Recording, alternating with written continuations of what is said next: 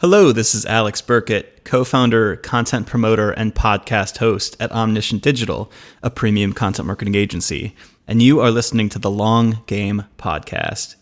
In this episode, I'm talking to Tyler Hakes. Tyler is the strategy director and principal at Optimist, a growth-focused content marketing agency. In this conversation, Tyler and I talk about agency growth, namely how Optimist has built a decentralized and collective model for their agency that is super unique in our space.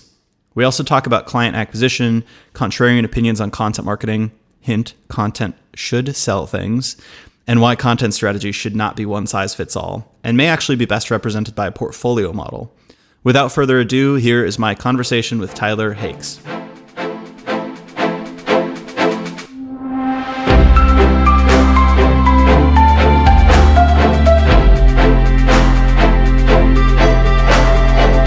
I thought we could start with this because this is very ephemeral. This is like a recent thing. You talked about how you've been in business for 5 years. I saw you tweeted about that and wrote a little post. What do you now know that you wish you knew when you started the business? A lot. Yeah. So yeah, 5 years. Definitely a lot has changed, and we've grown in a lot of ways, both in terms of the number of people on our team, but also the way that we approach content. I mean, I think, at a high level, I've certainly learned a ton that I didn't know going into it, about making content marketing work for different types of companies. I certainly had things that had worked for me in the past in my past roles I'd worked in consulting firms and agencies. So I've worked with a number of different types of companies, but I think, really getting into the weeds on how do we attribute, actual revenue and actual business growth to the work that we're doing. We've had to learn a lot of that nuance just as we've worked with different types of clients, and we've learned different types of business models, and here's how we make content, and the kind of content that works for, let's say like a sales-led company doesn't always translate into the same kind of growth for a product-led SaaS or something, right? So we've had to learn a lot of that nuance as we've gone and made mistakes along the way, no doubt. But yeah, I think that's probably the biggest takeaway from just in terms of the work itself, has been, just the stuff that you can't see until you're trying to do it, and you're trying to measure it, and you're trying to understand the impact that you have. Unfortunately, I think that's one of those things that you just have to go through it, right? You just have to learn it the hard way, so to speak. In terms of the business of Optimist, I think probably the biggest thing for me has been not making the business about myself.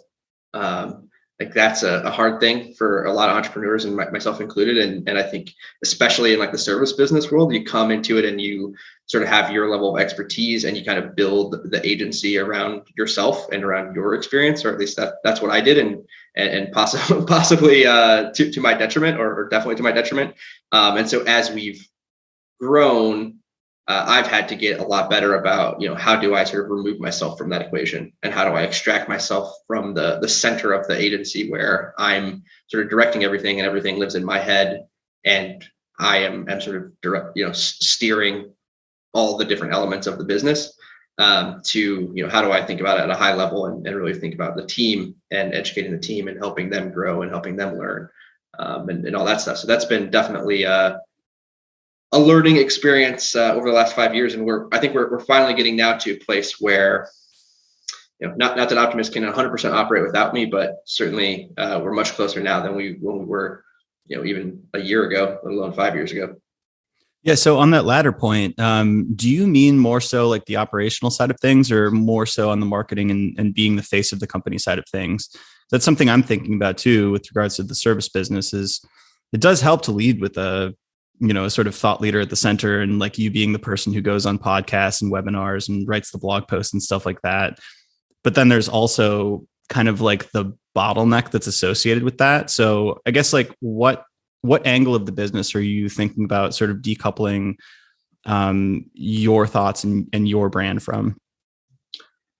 I think both, ultimately, but certainly the operations piece. And I think that comes first, right? Like you have to have other people who can operate the business before they can really start to think about being a thought leader that's sort of at that same level. Obviously a lot of people come to Optimist and work with Optimist because of things that I've written or said or tweeted or whatever. And so, yeah, in order for me to sort of remove myself from that role, I think first I have to have people who know the same things that I know and can execute at the same level that I can presumably execute on, or at least I say I can execute. And so I think it's an order of operations question. I think both are important, but I think you have to start with the operations part. You have to start with the internal knowledge that your team has, and then give them some kind of a platform to be able to talk about that and sort of become that face.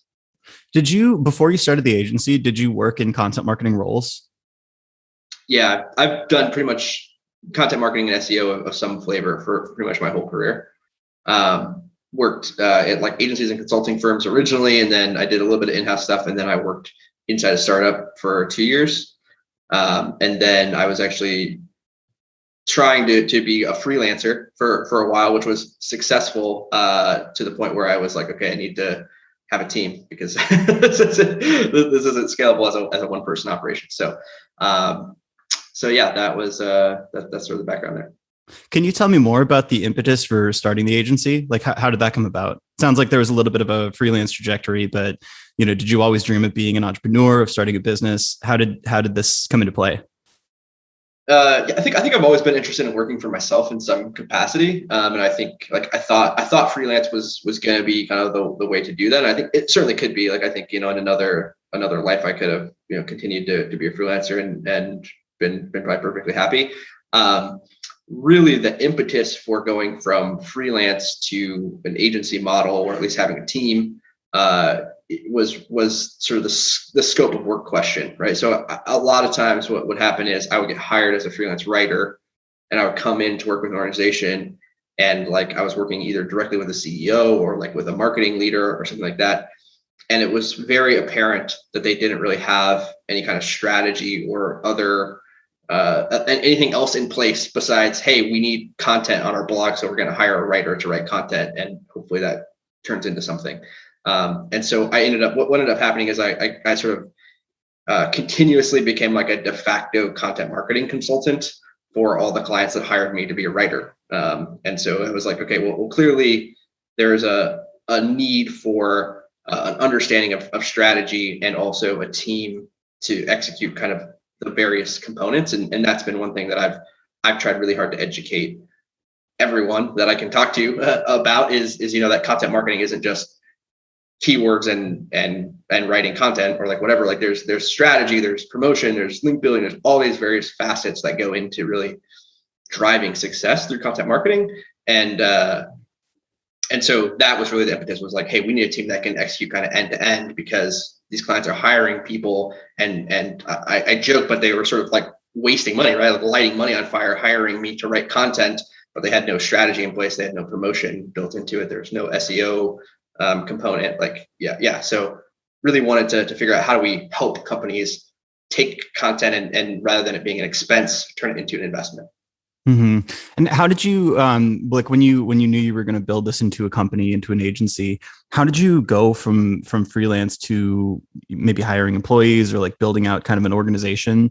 Like, what was your first hire? Like, how did you kind of like scale up into more of an organization and less of a freelancer, more operationally speaking? Yeah, we cheated. This is the short answer. I mean, so the whole Optimist model is sort of the anti-agency. And so the whole premise of Optimist has always been that we wanted to be a collective of sort of autonomous, smart experts at the various roles. And so building the team and sort of there wasn't sort of that okay, we have to hire somebody now and it's going to cost us X dollars a month. It was hey, we need to find smart people who can be writers or strategists or designers or whatever, and sort of get them all talking and then start getting clients and start putting together the team for each individual client. And so from an operations perspective, it was literally like I put out like a job post, or I call it a job post for lack of a better term, but it was basically like, hey, I've got this crazy idea for this sort of collective agency model, and I'm looking for people who have experience doing this.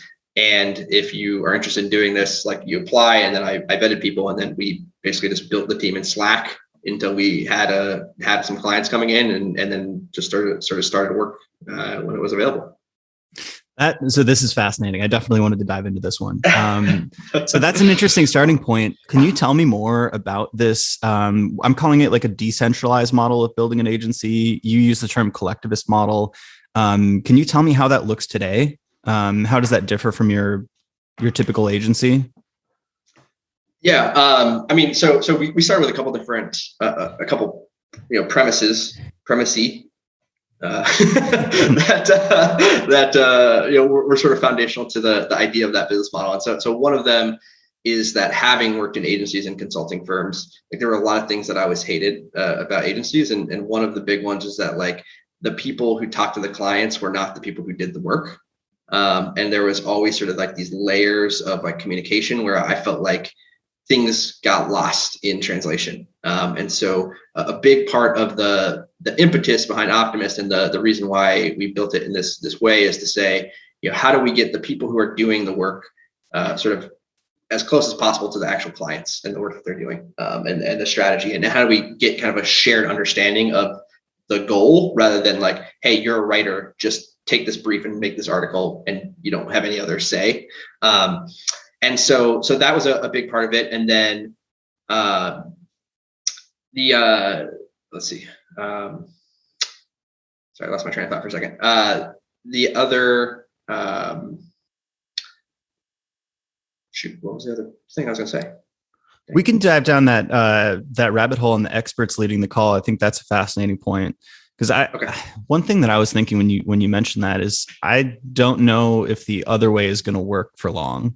Because it seems like with our agency, so we have in-house employees, and then we have a lot of contractors as well. But everybody who's doing the client calls is a practitioner as well, which you could also argue there's some downside to that, because it's like you kind of have two specialist areas, right? Like there is a skill set to account management, and then there's also obviously a huge skill set with regards to SEO and content. But I found that on these client calls, clients are getting smarter and smarter with regards to the ins and outs of SEO and content. And like, if you don't know the ins and outs of like the link building process, or why we're clustering blog posts in a certain way, or why we're prioritizing certain topics, it's very difficult to provide stock answers and actually build trust with the client. So I can't imagine, I mean, I don't know how it was 10, 20 years ago. I wasn't running an agency then, but I can't imagine the other model sort of working and just giving these boilerplate answers and, keeping a client for very long, just given like my experience with clients anyway. 100%. I think it also depends on sort of what kind of agency you're trying to build, right? I think there's a lot of like, marketing service companies where like that's fine, because you're working with like the local mom and pop like dog sitting business or whatever, and they don't have that level of sophistication. But anytime you're working with sort of a reasonably sophisticated client, I think that's, to your point, I think that's where that model really starts to break down.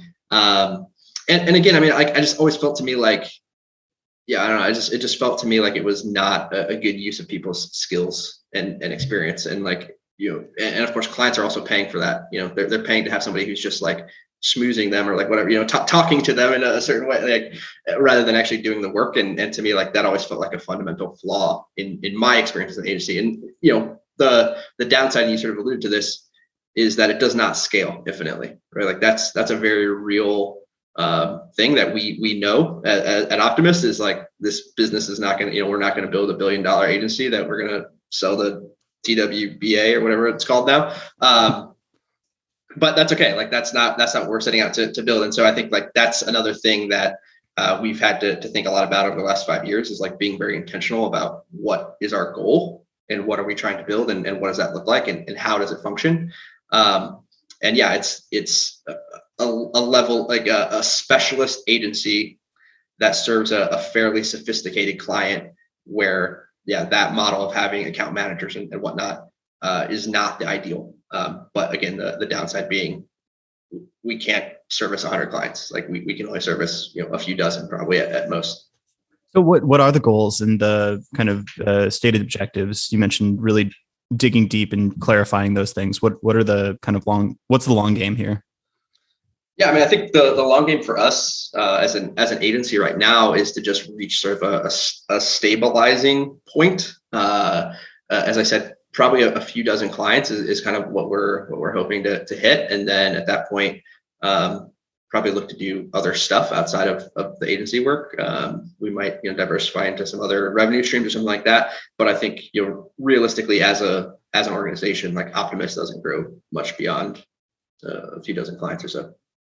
That's really cool. It's rare that you hear goals stated with not only that clarity, but also like you're inherently omitting certain things, right? Like I think a lot of people say their goals are like to grow by 50% or to get to this milestone, but there's really no end in sight. Whereas you're like, all right, it's going to be capped here. And by omitting sort of like that agency growth, you incentivize other streams of income or other areas to grow or expand. So can I ask about, like, I don't know if you have any of those things like planned out at this point, but you mentioned potentially diving into other revenue streams and areas of growth. Have you thought through that, or what's the plan there? Yeah, I mean, I think our goal, very early stages right now, but I mean, we have some sort of foundational things. So like, for instance, about a year ago, we launched our community, which is called Top of the Funnel, which, it's just like a free open Slack community right now for kind of all things content marketing and SEO. And we have some stuff going on there. So I see that, as being kind of a launching pad for some of the other stuff that we might do in the future. But ultimately, I think it will grow organically out of the work that we're doing for clients. And, if we can't take on any more clients, for instance, like how can we help other people learn the stuff that we're doing and do it well or do it better? And how can we sort of provide that expertise? What, of course, it's super cliche to like launch a course or whatever, but, some kind of like a training or a boot camp or consulting or something that's maybe more scalable, I think is probably the direction we'll head. I think, there's still a huge need, in my opinion, for some kind of a service or product that does a better job of like matching content people, from a hiring perspective. I think that's, consistently we see people coming to us saying, hey, can you help me find an SEO person, or can you help me find a writer, or whatever it is. So I definitely think there's like some opportunity there for us to help, because the other thing that we have, I guess, to our advantage that we're not fully taking advantage of at the moment is we have tons of people who apply to work with us inside our team. And again, we do have sort of a finite size of our team based on the number of clients that we can take on, and a finite amount of work to provide there. And so to whatever extent we can help those people, either level up or find work or do whatever, like I think there's sort of a baked in opportunity there for us to help people. Yeah. So the course thing, it's funny. I always think that the Maslow's hierarchy of marketers is to do a thing and get paid for it, then teach a course on how to do that thing and get paid for that course. But then the ultimate hierarchy here is when you teach a course on how to teach a course to get paid for that thing. There you go. That's make my way up the ladder there. Yeah, I don't know if we're there yet. We've done a couple of courses, and I do think the education path is interesting, because I don't know if you think about it this way too, but we actually started doing our course that we launched on strategy to train new employees. Mm-hmm. So you get a dual purpose if you're training kind of junior employees within your own company as well, and then you could just sort of like externalize that content and sell it as well. So I think that kills two birds with one stone. The community is fascinating, so I want to talk more about that. I hypothesize that in the SEO and content space, but in really most spaces now, the best conversations are happening in back channels. It doesn't seem like the majority of like interesting secrets are being shared in blog posts and even conference presentations now. So I feel like having a community, there's just multiple benefits to it. It's very hard to do. It's a big moat to build, but you get people helping each other out, which you kind of unbottleneck yourself from the value of the community. I've found, this is from my past working at CXL, if you have a community, you have an unlimited pool of topic ideas if you want to do your own content marketing. And you have an unlimited kind of like a distribution channel, right? Because you can go in and answer those questions and share the content itself. But the community play, I think it's huge. So can you tell me more about what you're planning on doing in terms of community building?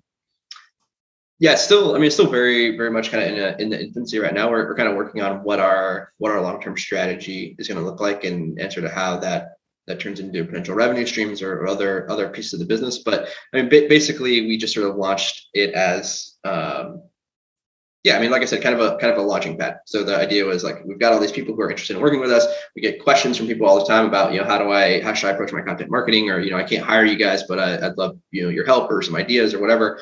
And so the whole premise of it was just like, that needs a place to live. Like all these people who are looking for help and looking for answers and have questions and whatever, how do we sort of help them? How do we provide that?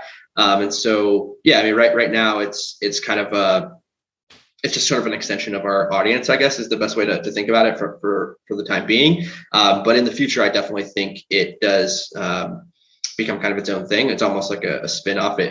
I think it will ultimately outgrow Optimist in a lot of ways, right? Like it will become much bigger than our agency, and hopefully much bigger than like the people who work on our team. And as you said, I think there's just a huge opportunity to help people learn that stuff, and a lot of that is things that we're learning and teaching our team. And so, how can we kind of repackage that and provide value to other people in other ways? That's awesome.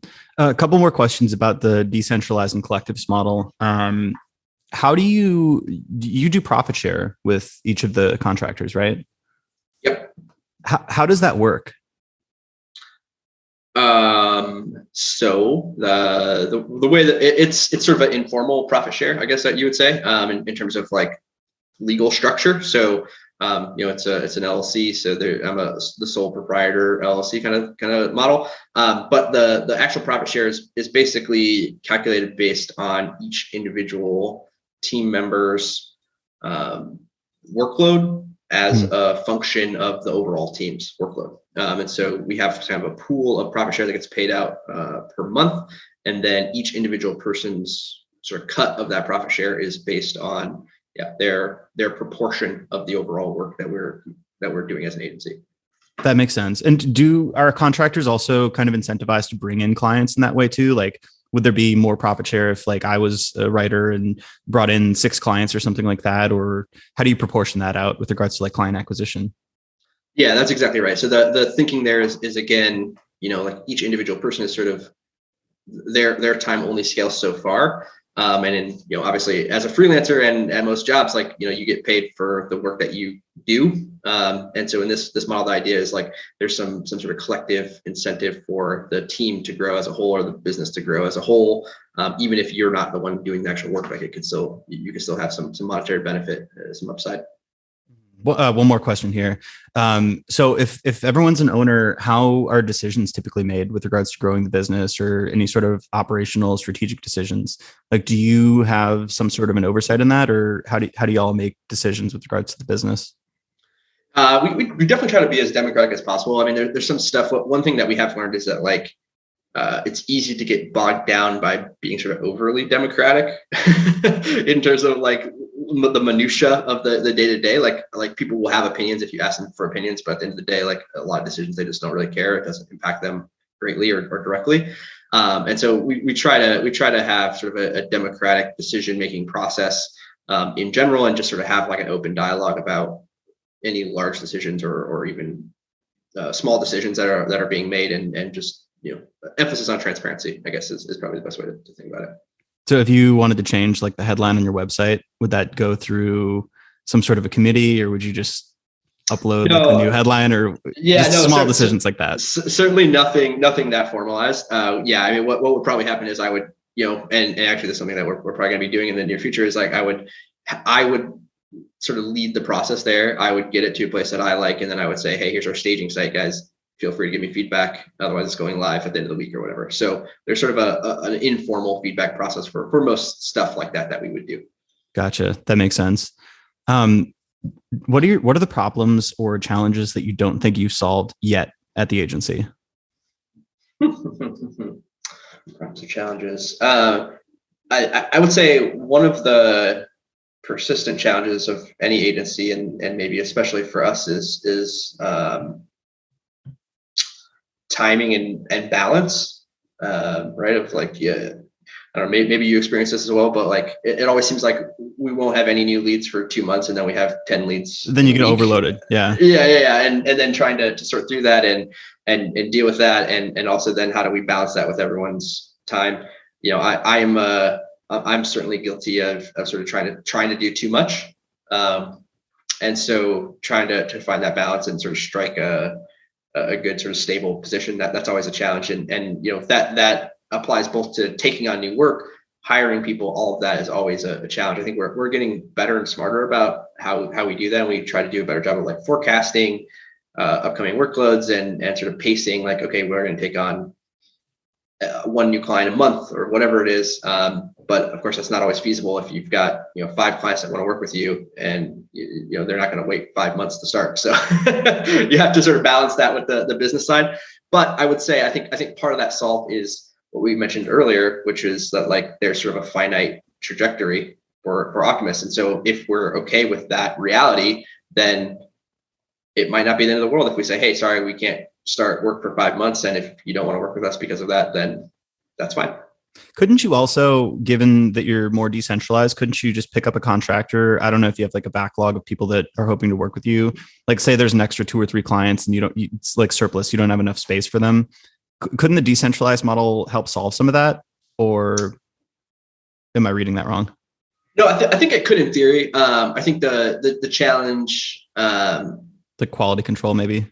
Yeah. And a lot of and I think like part of the bottleneck is that the people on our team don't have the capacity. And so then you would be talking about like, okay, can we build like a whole team of people who are not on the Optimist team? You'd also just like on the bench. Yeah. So I think that would be the main challenge. And then the other thing is that like, there are just like specific roles. So like, for instance, like we might have a client that comes to us and we say, okay, yeah, like we could help you with the writing and the design and the promotion, but like, we don't have any strategists with availability or whatever. So then that becomes a question of like, okay, how do you kind of piece it together?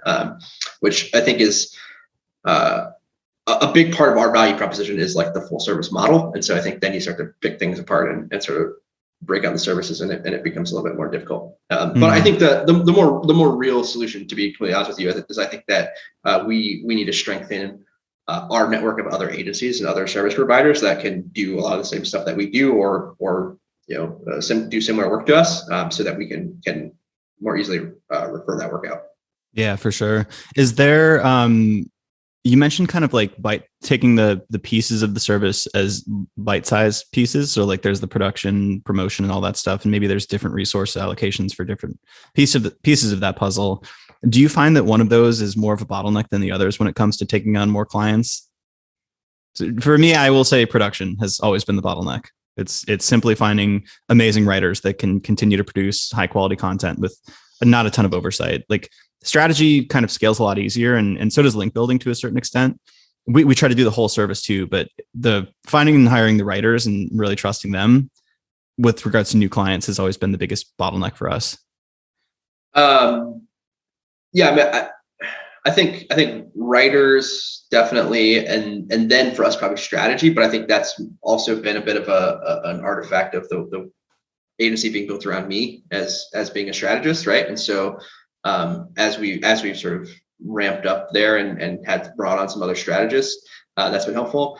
I think the other challenge that we've run into with the strategy component of it is that we sort of have like a very specific workflow and process that I think is unique from a lot of how people approach strategy. And so finding people who have like enough experience but aren't like dead set in like, oh, this is how I do strategy or research for like a client or whatever, and being able to like take our process but also have enough experience to be able to like figure out when it doesn't work, right? Like that's the challenge of strategy, right? Is that like it's easy to build a process, but it's hard to implement that process evenly for every client, because it doesn't work that way.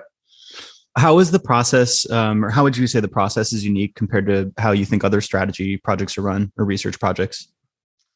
I think we take like a very top-down approach to kind of content marketing and SEO, which is that like we sort of try to wrap our arms around like a whole universe of keywords, for instance, or topics, and then sort of distill it down. Whereas I think a lot of people sort of take like a bottoms-up approach where they like kind of like brainstorm ideas and then like do keyword research and kind of build a backlog that way. We try to like I said, cast a very wide net and then filter. So we kind of take the opposite approach. It sounds like, I mean, I may be inferring this incorrectly, but it sounds like y'all have more nuance with regards to like what strategy you apply or what tools you apply to each company. Because I know some agencies will have very strong points of view around what content should be, whether it should be search driven or thought leadership driven, or whether it should be design centric or something like that. And I know for us, we've always maintained the view that we should be like water, like we should basically apply the strategy that's going to be most effective for that company. That's sort of what strategy means, right? Like it's not really just a tool you can apply broadly. That's not really a strategy. So it sounds like y'all have something similar with regards to like applying the right tools in the right areas, which is difficult to teach in a formulaic way.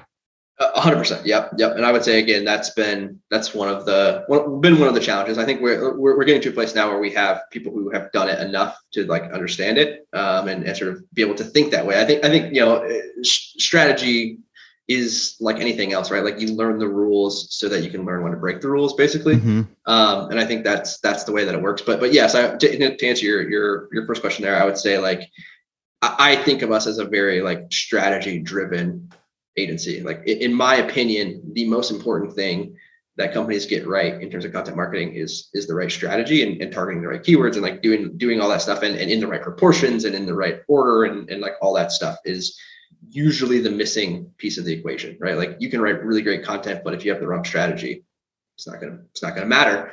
And on the flip side, like not that the quality of content is something that you should compromise on, but I think with the right strategy, you can win even with not the best content sometimes. Like it doesn't always have to be the best piece on the internet if you have the right strategy. 100%. It's all about leaning into your strengths and kind of taking advantage of those opportunities and not competing in the areas where you're not going to win very easily. With strategy, I don't even remember what I was going to ask there. Something on the strategy side, but let me just skip that. Set a brain fart. How do you approach client acquisition for the agency? I know you write a lot on your own. You've got your own personal brand, but how do you bring in new clients?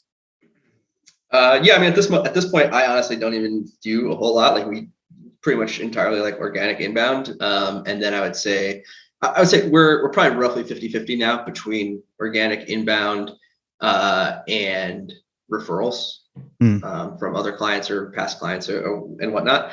But yeah, I mean, we certainly started. I mean, we very much did our own content marketing, and that was really the initial driver of growth for us. And then we've been very fortunate to work with a number of people who are well networked and connected, and also we did a good enough job apparently that they have referred us to other people since then. So that's been a huge win for us over the last few years. I would say we've really tipped and most likely we'll probably honestly be getting most of our new work to the extent that we take it on through referrals in 2022 would be my guess.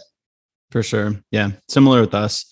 We are trying to think through kind of more scalable or not scalable, that's probably the wrong word, but repeatable acquisition channels to solve that problem that you had mentioned around like, you get 10 leads this week and then, you're dry for 2 months and like trying to solve some of that problem with regards to like predictable pipeline and predictable acquisition. But yeah, I'm not sure there's an answer. I'm still not sure. Unless you do like kind of the SEO driven playbook, which we've tried to do for our agency blog. And, it's like how many clients are going to come in off the blog post titled, "What is content marketing?" or "What is SEO?"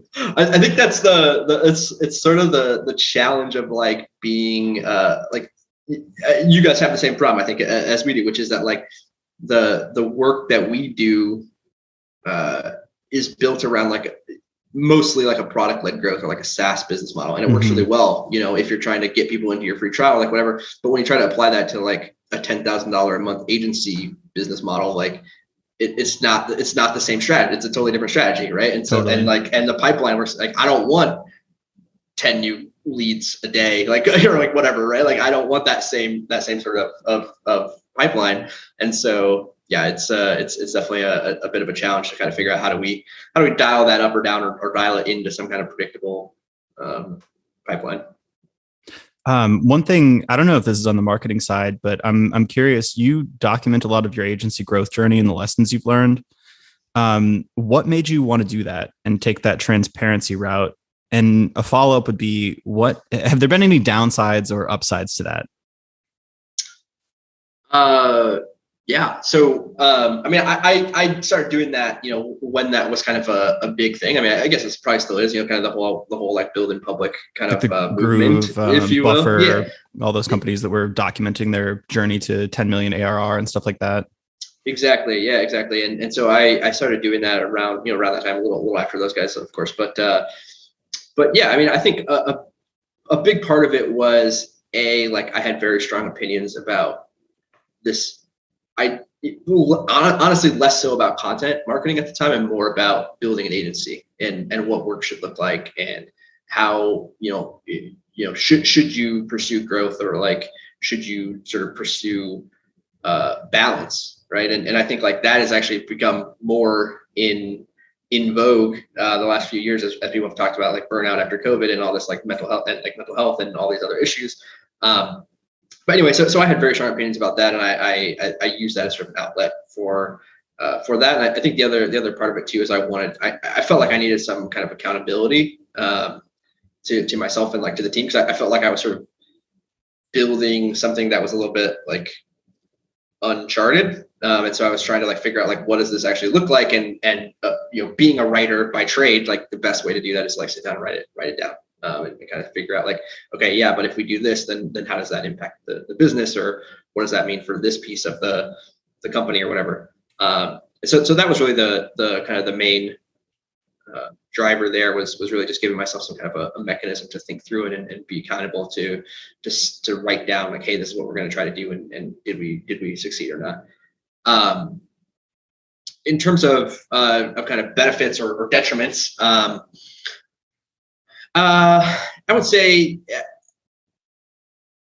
at times it's constricting, certainly like there are times where I write something down and I look back at it now and I'm like, man, I was an idiot. Like, why did I think that we were going to do that? Like, that was stupid. That was a stupid decision. Or on the flip side, I'll be like, oh, we can't do this because I wrote in the blog post last year that we were going to do this instead.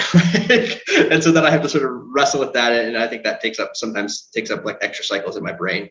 And it's not necessarily a great use of my time, but that being said, I think like there is still value in that. Like, it does sort of force you to kind of reckon with your own thoughts a little bit and sort of be like, okay. And it's also a really interesting tool to reflect on your own personal growth. If nothing else, like I said, there's many times where I'll read like stuff that I've written about what we were building with Optimist, or what I thought at the time about work or whatever, and I'm like, man, I was an idiot. I've learned so much, or I've changed my thinking completely on that. So it's sort of interesting in that regard. And it's actually interesting. So we're sort of coming around. I usually will post something either on our site or like I sometimes go on like Reddit and we'll write like a sort of reflection from the year. And it's usually like kind of around this time, around the holidays. And so that's when I start to like go back through and like reread all my old posts. And I'm like, have those thoughts of self-reflection. How often do you find yourself going back and saying like, oh, I don't even agree with this anymore, or what was I thinking? Because in written form, I think now that I'm doing the podcast, we do these kitchen side episodes where we talk just the co-founders around like different content marketing and SEO topics. And I'll listen to them and I'm like, I don't even know if I agreed with what I was saying there. I think I was just talking out loud and not even playing devil's advocate, but just thinking in public, and I'm like, I don't even know if I agree with myself there. But with writing, you at least have the time and space to like edit and really think through those things. So do you go back often and say like, what was I even thinking writing this down? Sometimes. I mean, I usually know what I was thinking, and I recall having like a specific opinion at the time. But as I said, regularly I go back and say that was dumb, or I have completely changed my thinking on this now. So I mean, yeah, I can at least usually be like, oh yeah, I remember feeling this way, and that made me think X, Y, or Z thing. But now I'm feeling a completely different way, and I think that was completely wrong, and what I think now is right, which of course will probably change as well the next time I review that thinking in a few years. What's an example of something that you've changed your mind on? I think So this is actually really, I would say very recent, and we really haven't even like sort of publicized this yet. But one big thing that we're really trying to do now with Optimist is really focus on which clients we serve best and sort of where we're best. And we have traditionally been, as part of a quote unquote full service agency, we've made a lot of concessions about what kinds of content we will do and what different strategies we will pursue for different types of clients. And I think, in the early days, especially, I thought that was like a feature rather than a bug.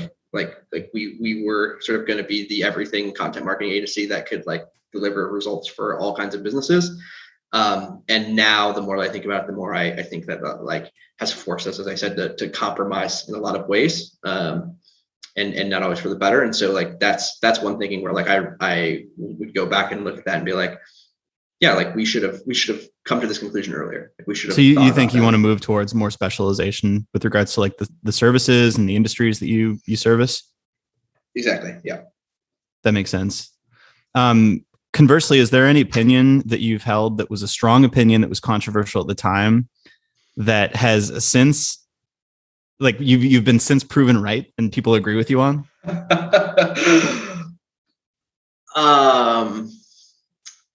I mean, let me think about that for a second.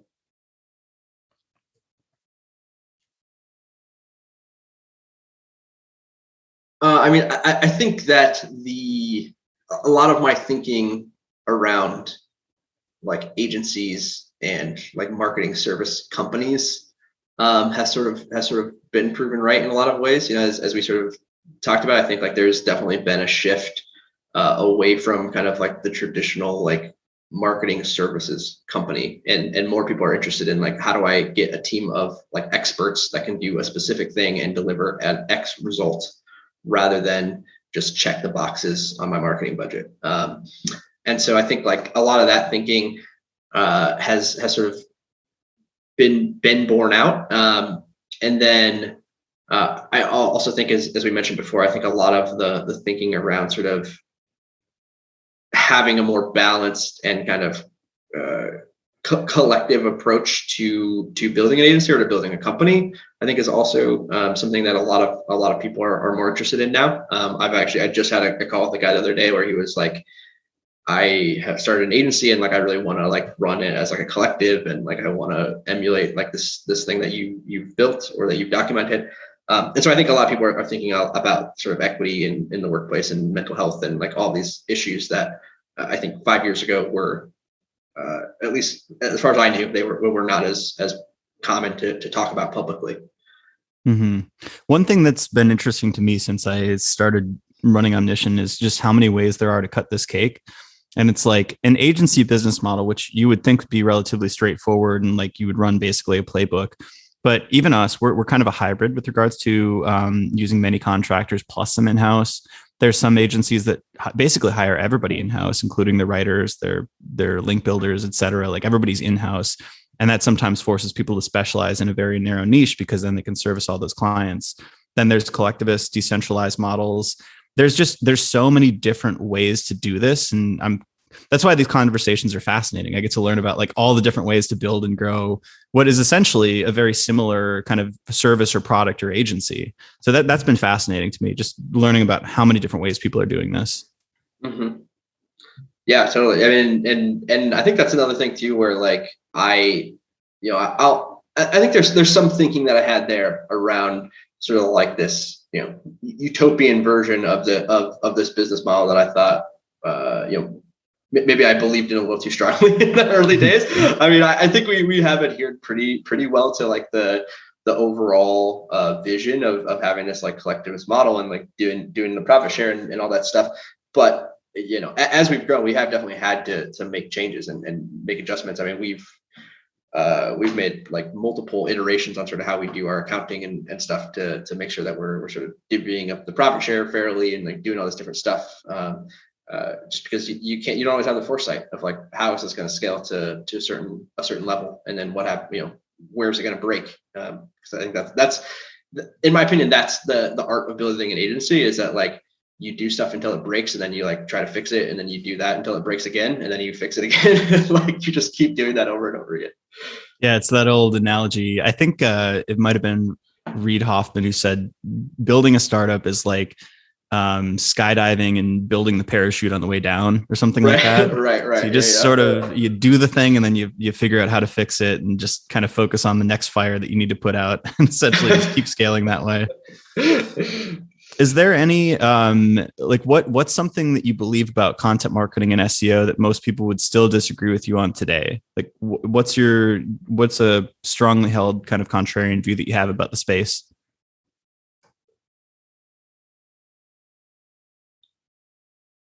You could even disagree with it tomorrow. It doesn't even matter. Yeah. I think this is like 50-50 contrarian. I think there's like a lot of like sort of content purist people who are like scared to sell, but I think content marketing should sell. Like I don't think there should be any concessions about that. I don't think like it should be like, oh well, we'll just like build brand awareness with our content, and then like I think pretty much every piece of content, with a few exceptions, should be built to sell your product or service in some like very specific way.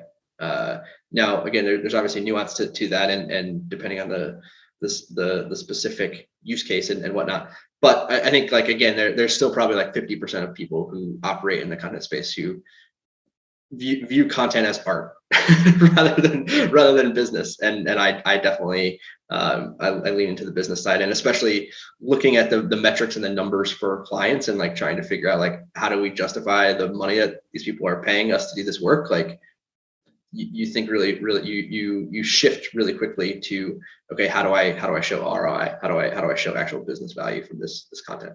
I super strongly agree with you. I do think the tide is starting to shift, because I think like it's like there's kind of a couple waves of content marketing. Like I look at the old wave of maybe marketing profs and Content Marketing Institute, which was just like publish whatever, like guest blog everywhere. Like it was just like a kind of spray and pray approach, because nobody was doing it at the time. So it's like, just put your stuff out there. Mm-hmm. And then HubSpot came in and it's like, no, build an audience, like build thought leadership, like write about what you know, and like kind of like create, but don't sell, right? Like it's all inbound. We want to basically like create some trust there.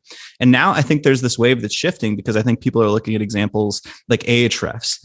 Ahrefs does product-led content, and they write about like how to do backlink analysis or how to do content gap analysis.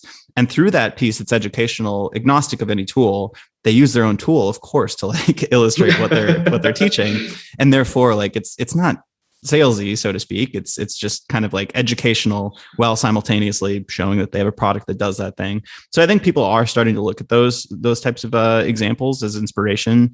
But I totally agree. I used to work at HubSpot, and it took me forever. I won't go into like too much detail here, but it took me forever to get our content team to mention our own products on listicles that would be about our product category. You know, it'd be like the top 10 CRM tools, and like we wouldn't put ourselves on the list because it was salesy. And I'm like, our logo's on the site. Like people understand that we're biased. Like we're good. 100%. Yeah. And I agree too. I think there has been like a shift in the tide. I think part of it is an increased sophistication. Right. Like I think people are better able to understand like the impact that their work is having, like their content is having on the business, which I think it makes a big difference.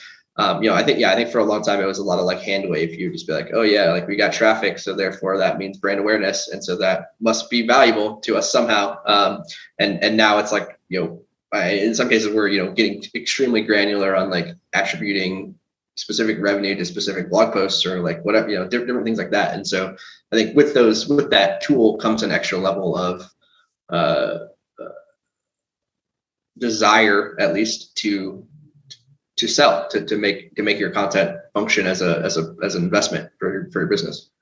Do you have opinions on what content marketers should be goaled on, or what the KPI should be? They mentioned a revenue target per blog post even, like, but what do you typically associate with content marketing success? Yeah, I mean, I always try to tell our clients, like, ideal for us is like, I want to own as deep in the funnel as we possibly can, and as deep as we can sort of accurately measure, essentially. So I mean, yeah, if we can get to the point of like being like attributing revenue back to specific content or specific pages, like that's ideal to me. but not every business is that like feasible, and not every business has like the technology to do that well. But yeah, I mean, I think at the end of the day, like the North Star should certainly be some kind of business metric like that. That's at the end of the day, like at least the work that we do, like what I always tell our team is like clients don't hire us to make content; they hire us to deliver business growth. Like that's what we're supposed to be doing as a company. And so I think that's the North Star metric. And then from there, there's a whole other host of metrics. Every client for us is unique, but I think everything from some sort of top of the funnel kind of stuff like traffic and organic traffic and that kind of thing to like leading indicators around like footprint, keyword footprint, and domain authority and that kind of stuff. But yeah, at the end of the day, I definitely try to get as deep in the funnel as possible. That's cool. Yeah. You could tell this is a perspective coming from multiple angles, such as an agency owner and having worked in content marketing roles in the past. Because I totally agree with you. We tend to bill ourselves on business goals as well, which sometimes differ. Like you said, sometimes we can't get down that far down the funnel with regards to revenue, but we try to. Sometimes there's proxy metrics like lead conversion rate or something like that. When I talk to content marketers, pure content writers, sometimes there's a sort of frustration and hand waviness that comes with goals.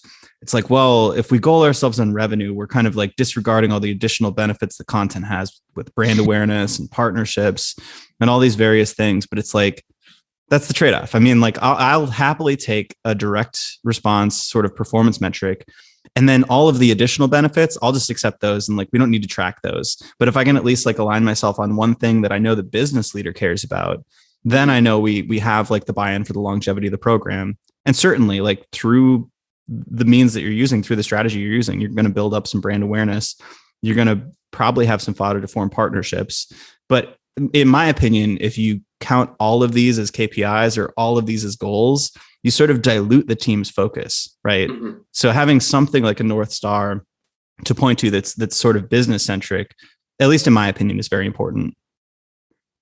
But the way that we like to think about it too is that there are sort of two levels of goals. So there's like the overall goal for like the strategy. And as I said, yeah, usually that's like, hey, we're trying to drive sales or revenue or leads or whatever. But then for each, the way that we think about strategy is like sort of taking that big picture goal and then like dismantling it into smaller goals. So like prime example of this is like, we'll create content that is specifically made to help us build links to a client's site. And the goal of that content is not to rank, it's not to drive conversions. It's just to build links, because we realize that like not all content is equally linkable. And B, links are an important part of the overall strategy and building the business results that we're trying to generate. And so what we try to do is sort of pick that apart and say, okay, how do we make if our goal is these business results, then how do we break that down? And then how do we assign a specific goal to each individual piece that sort of racks up to the overall business goal? I love that. Yeah. So there's a program goal, a business goal over the strategy, and then you sort of break that down into increments based on the content and the purpose of that content. I think you could scale that up too, because I know like larger teams, including HubSpot, like once you get to a certain scale, like you've got teams that are operating from a performance and acquisition perspective. So they're typically goaled on, revenue from content or leads from content or something like that. You've typically got an SEO team who is going to be trying to raise the overall kind of net of traffic, organic traffic. And then there's typically product marketing or brand or PR teams who sort of want like that overall reach decoupled from organic. And I think like as you scale, like if you're starting out and you've got like a single content team or an agency, you can sort of take that same approach with regards to like the buckets of content that you place in your portfolio. But then as your team scales and you've got multiple teams all working across different areas of content, you could simply assign them KPIs that associate with their given area, while maybe having like a VP or a director who's kind of managing the overall orchestration of that. And then you can hit those different nodes. But I think if you're trying to do too many things as one person, or trying to basically take one piece of content and have it hit all of those goals, that's probably the recipe for failure. 100% agreed. I would say that's also kind of one of the founding thought, like strategy ideas that went into Optimist from the very beginning, is that like we want to have a very defined goal for each piece of content, and it can't be everything. It can't be all the goals, or very rarely is it all the goals, right? And I think that's another thing that's sort of shifting in content marketing, or I hope it is. I think when I was working with like startups and stuff like that earlier on, I think there was always this false notion that like if you just made like the right piece of content, like it was going to do everything. It was going to rank and go viral and drive links and like do all this stuff. And I mean, every once in a while you hit on sort of a very specific piece that's going to work on a bunch of different levels, but usually the best use of your time and resources is to say, no, we're going to make one piece that's going to go viral. We're going to make one piece that's going to build links. We're going to make one piece that ranks for a keyword, and we're going to put them together, and that's going to be the strategy, but it's not going to be one piece that does everything. That's our huge thing too, is building a portfolio. Because I think you're right. Like sometimes you do hit on random luck and get a piece that hits multiple different goals and dimensions there. But in my experience, there's almost invariably a trade-off and sometimes an inverse relationship, right? Like if it's SEO driven stuff, if you're really trying to hit that like high traffic volume, it's probably not going to be super high intent. So there's sometimes a trade-off with regards to the leads you're going to get from that. And it's sometimes linkable, but sometimes not linkable. And then if it's like a thought leadership piece, right? Like that may go pretty viral, but typically it's not going to rank in search, or there's not going to be a lot of volume for something, and it might not convert well. But there's essentially trade-offs with each of these things, but they're all sort of a part of a comprehensive, sophisticated content marketing portfolio. Exactly. And I think that's the perfect analogy, is like thinking about it just like investing or like whatever, right? It's like you invest, your bonds are not going to grow 27% year over year or whatever, but like that's okay because they're a safe bet. Like they're the foundation of your investment strategy or whatever. And I think of content marketing very much the same way, where there's different pieces that serve different goals, and the I think the job of the strategy is to figure out sort of the balance and the mix of those different pieces at different times, depending on where the business is and what the goals look like.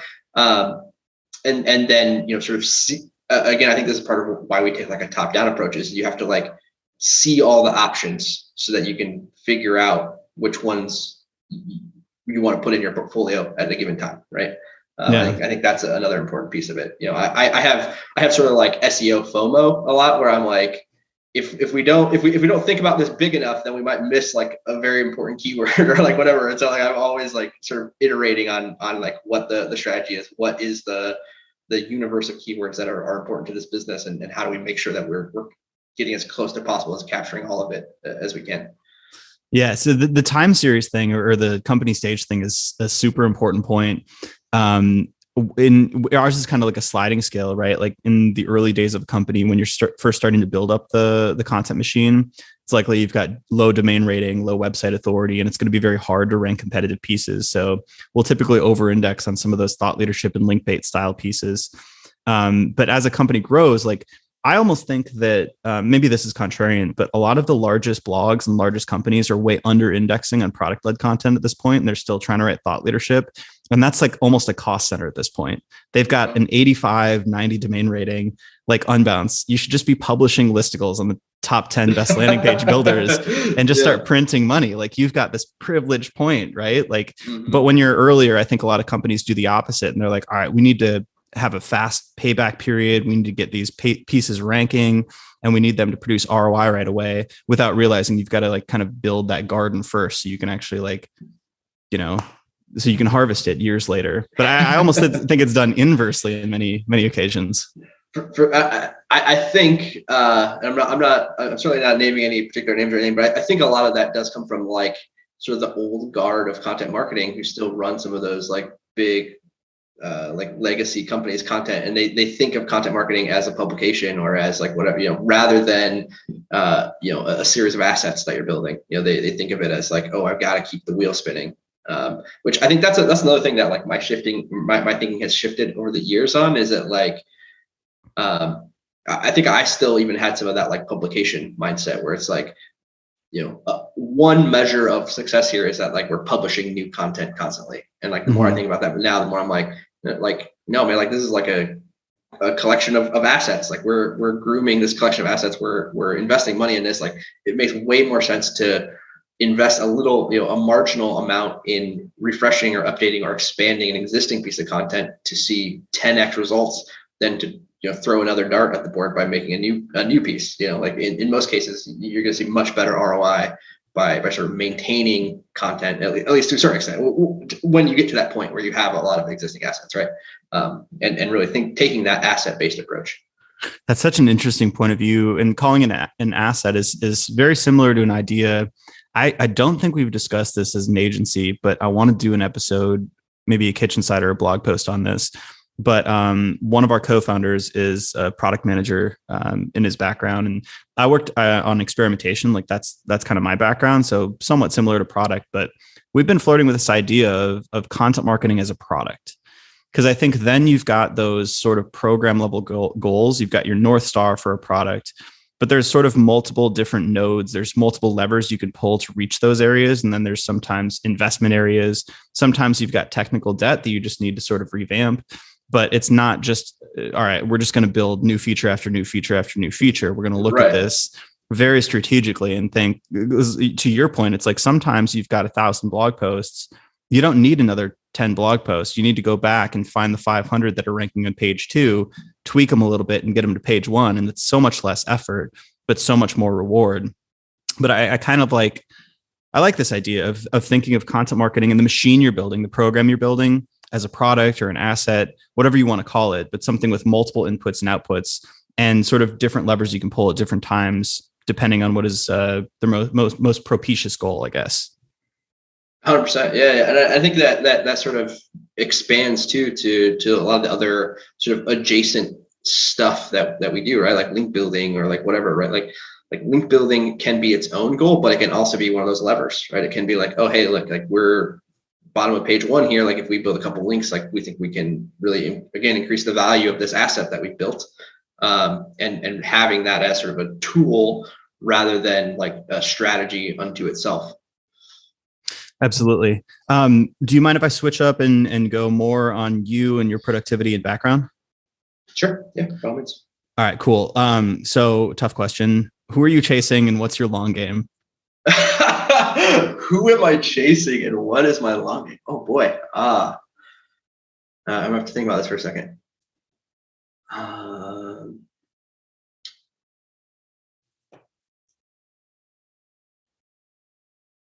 Okay. All right. I'm ready. I think I'm chasing myself minus my anxiety. I think like that's a big driver for me, is like sort of how do I get to a place where I'm like happy and comfortable. I think, for better or worse, I think many entrepreneurs like have a hard time being happy with what you have, right? Like you have like this sort of like that's sort of the curse of ambition, I guess, which I hate saying, like I sound like such a douche by saying that, but is like, when you're trying to build stuff and you're trying to like make things and grow stuff, like it can be hard to be like, okay, this is good now. Like we're happy with this. Like this is where it's at. And you can tell from what I was saying earlier, like logically, I know that is an okay outcome. And I want to be like, okay with that. But I think like, as an individual, it's something that I constantly struggle with, is that like, I will get bored, or I will like, I'm not making use of my time, in a productive way. So I think like that's maybe a cop out answer, but I think like, yeah, at the end of the day, like I always want to, I feel like I'm always sort of chasing that like ideal state of like trying to find some kind of balance for myself. Yeah, no, that's an incredible answer. And I definitely resonate with that. It also reminds me a little bit of one of my favorite speeches is Matthew McConaughey did his acceptance speech at, I think it was the Oscars. And he said that he was aiming for himself in 10 years or something like that. And he had a very similar style answer with regards to like this mixture of gratitude and ambition and being proud about being where he is now in 10 years. So I think that's a really interesting way to frame it. And that idea of the constant dissatisfaction, it's such a two-sided blade, because it does make you, it gives you that, I mean, the initial impetus for your agency and like thinking through almost the inverse and saying like, what do I hate about the normal model and what do I want to build instead? It's got to come from a little bit of a place of dissatisfaction. Otherwise there wouldn't be that fire to go execute on it. Right. 100%. Yeah. And I always like, it's sort of a running joke with my wife and I, because like I'll tell her something like, oh yeah, like one of these days I'm just gonna like let somebody else run the agency and I'm gonna retire. And we both sort of laugh because it's like there's no universe where like I would be happy with that existence. Like I would start something else. I would do something else. Like I'm just I was sort of just wired that talking way. about that. I was talking about how, man, I wish I could just like retire and kick back and read books and write a little bit and just chill for a bit. My friends like you and I both know that neither of us would be happy doing that. So let's be honest. I'm like, yeah, I want to try it though. I want to make sure that I could feel that boredom and then actually know for sure. But I know it would be possible deep down. Yep, 100%. What's your production function? Like, how do you manage your time and get so much done? I'm a time box. I'm a proponent of time boxing. I would say my kind of number one thing that I come back to repeatedly is like a Pomodoro kind of process of like sort of trying to power through stuff. Also, I'm a big proponent of like being inaccessible whenever possible. I mean, I think that's another thing that is a struggle as like an agency owner, or probably as a business owner of any type, is that like you feel the need to be accessible because like people are sort of relying on you in a lot of ways. And B, I think it's also partially ego, which is that like you want to be needed by your team to some extent. And so yeah, I'm the first one to tell like our team to like close Slack and like don't check your email and like whatever. And then I'm also like the first person to like open my Slack anyway, like to find my own stuff, right? So that's always a struggle, but I think like that really is like a truly like it's such a simple but like effective productivity hack is like just close your email tab, close Slack for a while, and like look at your list of stuff to do and like just start working on it. I think that's like 90% of the battle is just hitting the X, a lot of the times. It is that notion of being less accessible is a tough one. It's easy in theory. Like I feel like a lot of us have read Deep Work and the Cal Newport kind of stuff and have thought a lot about this. I think my production function is basically just having a full day with no meetings. And regardless of what I do, I'd like to drink coffee that day, potentially plan in cycles, but really it's just the fact of not having a lot of interruptions and Slack messages and emails and meetings, right? But it's difficult. I think there's that constant pressure to be on. And like you said, there is some sort of a responsibility with regards to like reducing bottlenecks, especially if you're the leader. One thing I found is there's this, it's sort of contrary to what I would think, but with leadership, one of the toughest lessons for me has been training the team not to expect answers, but to be autonomous in finding them. And it's like you almost like, especially if you know the answer, if you could just teach the playbook, if you could just show them how to do this like Ahrefs report or something like that, it would be very fast. But there's some reverberating effect around giving the answer where you sort of create like a learned dependence, and that cascades through an organization. But there's a fine balance because you want to maintain quality control and quality assurance while also making people very effective, autonomous kind of producers as well. That frees up your time and usually creates solutions that, speaking for myself, I probably wouldn't have even had the smarts to come up with. So that's still a challenge that I'm kind of working through. But yeah. Yeah, one of the other big unlocks for us in the last year has been cataloging and documenting things, which I think you've probably heard a million people have said that is like a key thing to sort of growing and scaling a business. But as I said, because the agency was so centered around me, like that was not a priority for us for many years because a lot of the stuff was just in my head and coming out of my brain, and so it didn't need to be documented. But I think that's been huge because, yeah, I mean, like for instance, like now, like I think something that would have been a question in the past is now like, hey, it's in Notion. And like, yes, you sort of retrain people to be like, hey, rather than my first instinct being to ask, my first instinct should be to go look at Notion and see if that's already been documented or answered. And so I think that's a huge one. And I think like that also it allows your team to also level up in an interesting way, right? Because they have like that information at their disposal, and like, some people are still not great at it, sometimes, but the people that are able to use those resources and learn themselves become much more self-sufficient. And as you said, like, then that enables them to do more focused work, like, because they're relying less on other people, they're sending fewer Slack messages, there is more asynchronous, focused, deep work time. The next level to that too, and something I haven't figured out how to incentivize or promote, is building almost a culture of documentation. So it's one thing, like, I need to get better at documenting things myself. We're trying hard to do that in Notion, but I would love to create a culture where every individual with some piece of knowledge to share feels comfortable building that into the knowledge base and really teaching and sharing that with everybody. But it's one of those things where documentation is often looked at as a chore and, something that sucks away time from the actual job. But I haven't found a solidified way to build that into the culture and incentivize that. But I do think that would be amazing to get like this constantly moving, constantly additive piece of knowledge. 100%. Yeah. I would say our documentation efforts have been pretty top down still. But yeah, we also talk about that. And the other thing that we just talk about is like, what are the mechanisms for enabling information, knowledge sharing across the organization in a more structured way. So it's not like, hey, how do I do this or whatever, but it's, either people are documenting things, or we've talked about having like people on our team hosting like workshops and things to like sort of cross share their knowledge or their learnings in some way. Because I think like that is a challenge for knowledge work in general, and like especially like service work like this, where it's like you just got to get your 10,000 hours in or whatever. Is that like a lot of that experience that, the only way to do it is to like go through the reps, or to have somebody who's already done those reps like tell you what to do or teach you how to do it. Yeah, absolutely. Do you want to switch to a couple of rapid fire non-content, non-agency related questions? Sure.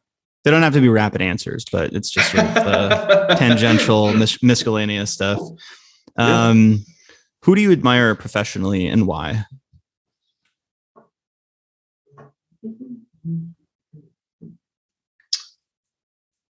Who do I admire professionally and why?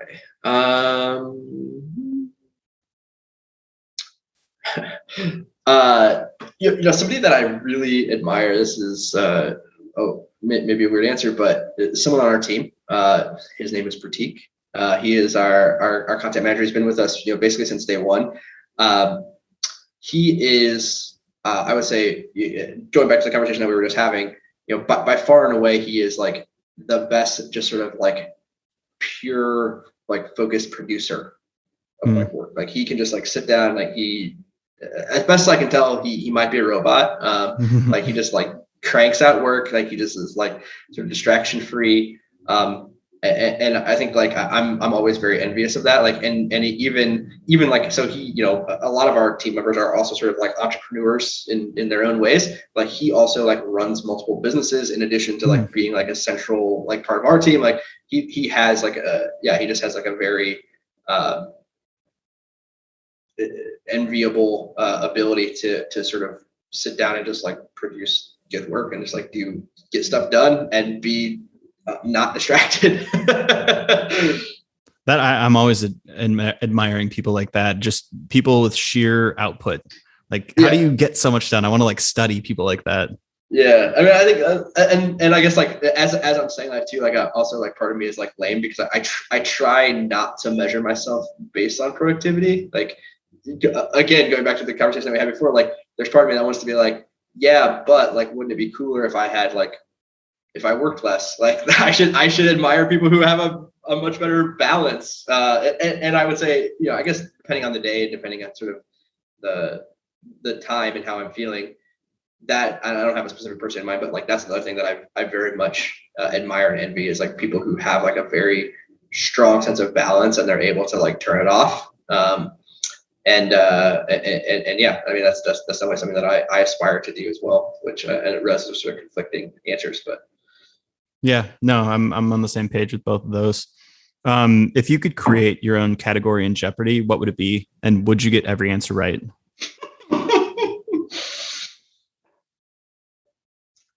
Interesting. Shoot, man. So In another life, I ran an underground hip hop magazine / website. Oh shit. So I would it'd probably be something about that, about like indie rappers that no one's ever heard of. Is this a lot of Midwest rappers, or what was the general fodder of the magazine? Not exclusively, but sort of de facto, yes. There was a lot of underground Midwest rappers, especially in Minnesota and Chicago. Rhyme Sayers and those guys. Yeah, really had sort of pioneered it as like a viable career path, I think. So a lot of it was sort of Midwest based on that. Would I get them all right? Definitely not. That's the only that was one of the things that I learned about, like, in doing that, is that there's like levels of underground, right? Like there's like underground, but they're still nationally known and they sell out shows and they do tours. And there's like underground, like for real, like people in their neighborhood only know them and like nobody else has ever heard of this person before. So I would definitely not get them all right. That's such a good answer. I love that one. All right, which talent would you most like to have?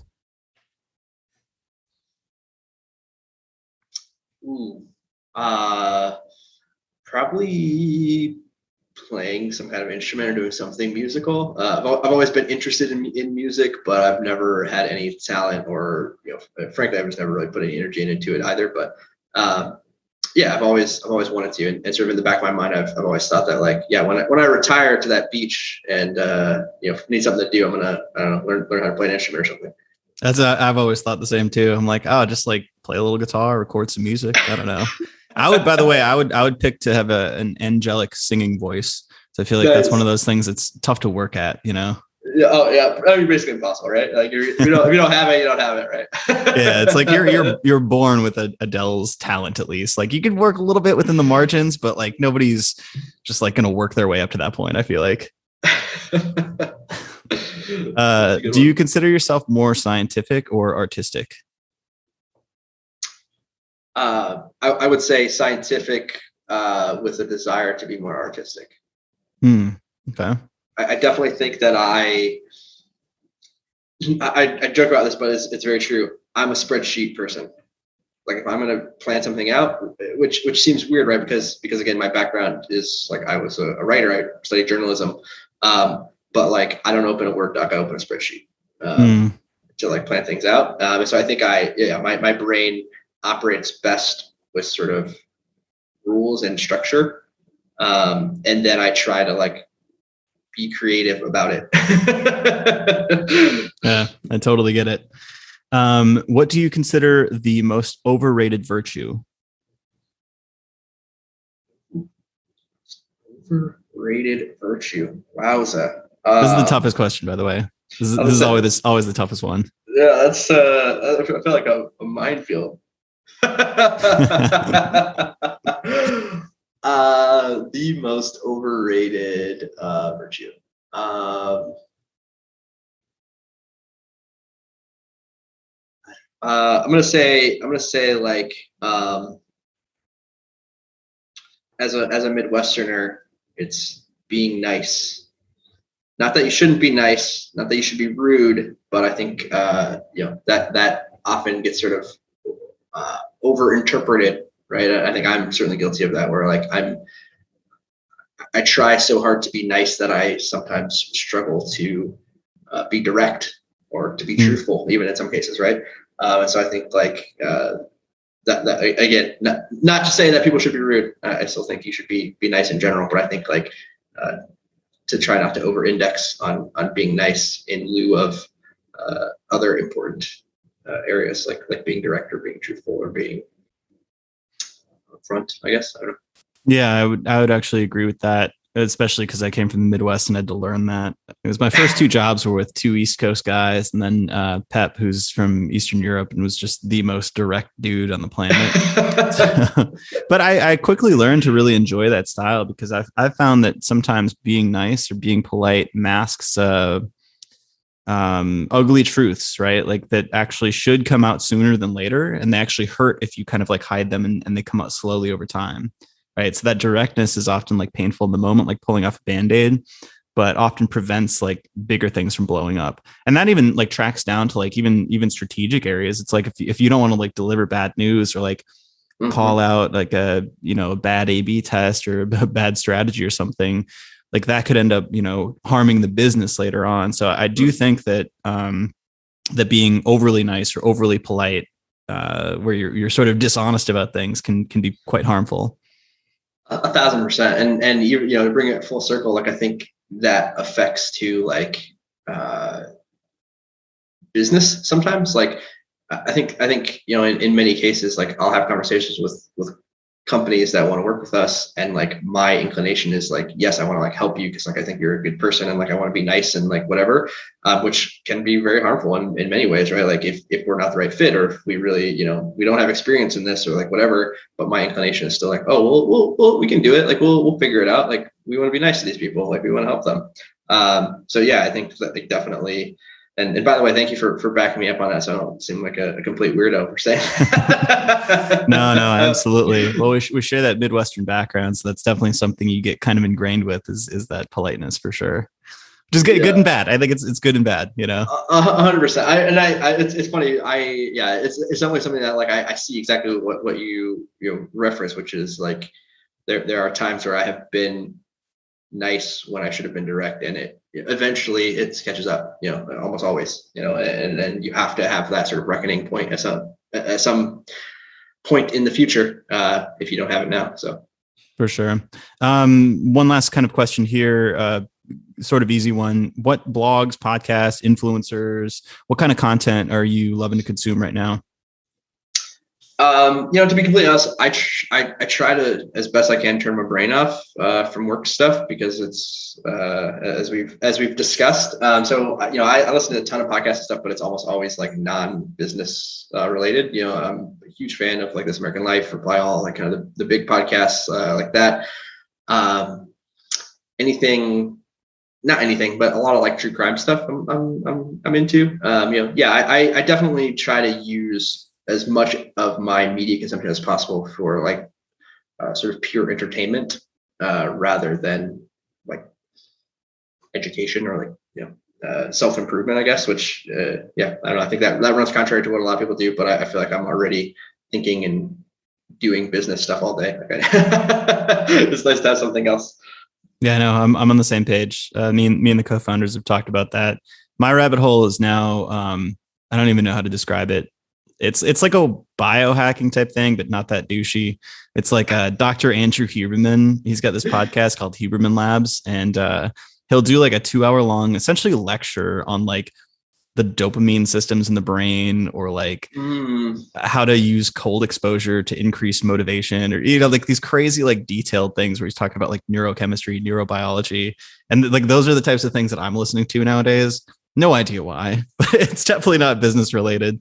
Is it working? Are you applying the learnings? I do, and I annoy the hell out of my friends by like telling them all of this stuff and like going to the detailed, or like my parroted version of the actual orchestration of what's happening, which I'm probably getting 40 to 60% right. But yeah, it's been helpful. I don't know, in some areas, I believe. That's awesome. All right. So I guess one last question to cap this off. Where can people find you online? Where should they follow you? Yeah, I mean, the best place to follow me is definitely going to be on Twitter. So I'm just at Tyler Hakes. And if you want to connect with us, then I would love to have you in our community, top of the funnel, which you can find at yesoptimist.com/tofu, TOFU. And as I said before, it's a free Slack group, so you can just join, and I'll be hanging out in there along with, we've got like 1,200 members now. So it's a pretty big group of content and SEO folks. Hell yeah. And we'll put all that in the show notes as well. Thank you so much, Tyler. This is awesome. Yeah, thanks for having me, Alex.